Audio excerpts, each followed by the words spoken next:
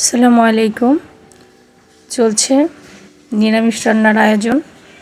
ছোটো ভাইটা নিরামিষ খাবে, আবদার করলো। তো ভাবলাম চলে যাওয়ার আগে ওকে একটু নিরামিষ করে খাওয়াই। নিরামিষ মানেই তো বোঝেন কত ঝুঁকি ঝামেলা। এই তো আমি কয়েক পদের ডাল একসাথে করে সিদ্ধ করে নিয়েছি, আর সিমের বিচি এখানে সিদ্ধ করে অলরেডি ভাপিয়ে নিয়ে চামড়া ফেলে দিয়ে এখন আবার সিদ্ধ বসিয়ে দিয়েছি।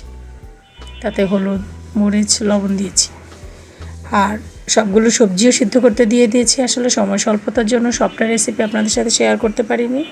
এদিকে মশলা ভেজে কষিয়ে দিয়ে দেব। এরপর কাঁঠালটা আমি আগেই ভাপিয়ে রেখেছি। এটা সবজিগুলো মোটামুটি সিদ্ধ হলে কাঁঠালটা অ্যাড করব। কাঁঠালটাকে আগেই আমি একটু হলুদ গুঁড়ো দিয়ে ভাপিয়ে রেখেছি।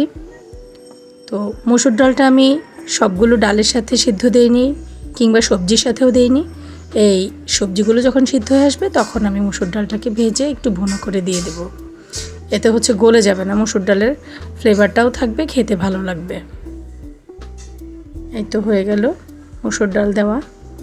এবার আমি নেড়ে চেড়ে মিশিয়ে আর একটুখানি সিদ্ধ হয়ে এলে, সবটা মিশে গেলে নামিয়ে নেব। তো এখন একটু সেমাই খেয়ে নিচ্ছি। মা সেমাই জর্দা করেছিল, সেটাও ছেলেকে পাঠানোর জন্য, সেখান থেকে আমি একটু খাচ্ছি। সম্ভব হলে আপনাদেরকেও খাওয়াতাম। আমার কাছে এই সেমাইটা খুবই ভালো লাগে।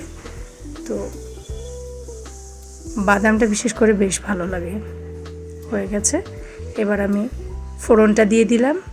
এই গরমের মধ্যে কাঁঠাল নিরামিষ করাটা অনেক ঝক্কি, অনেক ঝামেলার, খুবই কষ্ট হয়েছে।